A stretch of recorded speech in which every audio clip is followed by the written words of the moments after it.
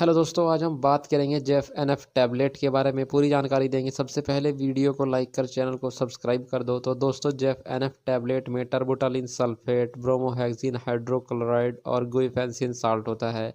इसका यूज खांसी या फिर बलगम वाली खांसी में किया जाता है। इसको दानिश फार्मा द्वारा बनाया गया है।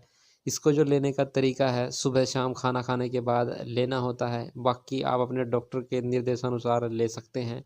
खांसी के लिए चलने वाली बहुत ही बेस्ट टैबलेट है।